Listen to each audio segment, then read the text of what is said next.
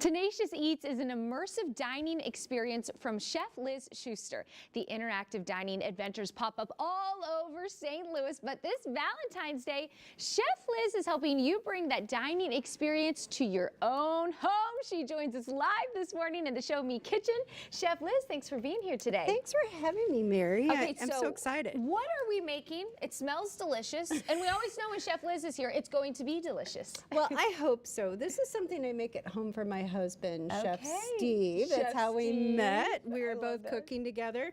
And this is one of his favorites. He likes spicy, kind of yummy food. So I'm making a crab cake. And this is kind of a Cajun style crab cake, which I think is really appropriate since, you know, Valentine's Day, Mardi Gras, it's all really close. Right. So, and also, if you're going to be cooking for someone that you love, you want to make something that's, I don't know, has some kick, right? Right. I agree. Spice. A little spice to your Valentine's Day. Okay, so what have we started with so far? So in the very bottom here, I've added sauteed celery, red bell pepper, and onion. Okay. And the reason why I saute it first and let it cool is to get it all caramelized, get all the flavor. Okay. And I saute it in a little bit of butter.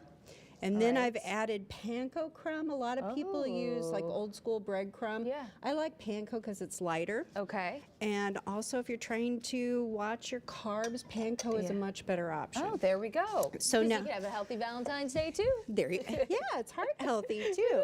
It is. So I've added a little bit of fresh parsley. Oh, and look then at those. These are very important for a Cajun flavor profile. I've got oregano, I've got a little bit of bay and smoked paprika. Okay. So delicious. Shake those in there. I think that's what my cooking's always missing. It's just the right seasoning. The seasoning, the base. Yeah. I think a lot of people stress out about the flavor profile. Right. You know, just taste as you go. Okay. Right? Yes. You know, and then it doesn't hurt to look at a few recipes and go, hey, what is the common denominator in all these? Right. You know, delicious if you're trying things. to do Cajun. Right. Like, what's the basis? And the basis for most Cajun cooking is, we call it the Holy Trinity.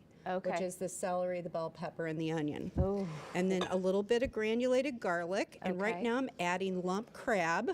Okay. And I mean, you don't have to use a ton of crab if you look at how much I have here. There isn't a whole lot of crab, so I know a lot of people are like, oh, it's so expensive. Actually, no, because you've got all these yummy fillers that go in with it, and then you're gonna laugh, but this is my little trick. Oh, I love a chef's trick. So I use a real mayo. A real mayo. If you've ever looked at a crab cake recipe, it says to add egg and flour and all these things. Guess what mayo is made out of? Egg. Egg and flavor and a little bit of acid. So that makes it way easier, I bet. Way easier. And I love the flavor profile. You know what I mean? It's a little zippy. Yeah. You can add lemon to it if you want it to be a little zippier. And then what I always serve my crab cakes with, a little bit of remoulade. Oh, delicious. But you can do anything you want. You can serve it with garlic butter. You can serve it with a cocktail sauce, whatever you think sounds the best. But this is something we make at home. Yeah. You know, and if we're not feeding other people on Valentine's Day, we like to just throw a blanket on the floor, make a cozy dinner.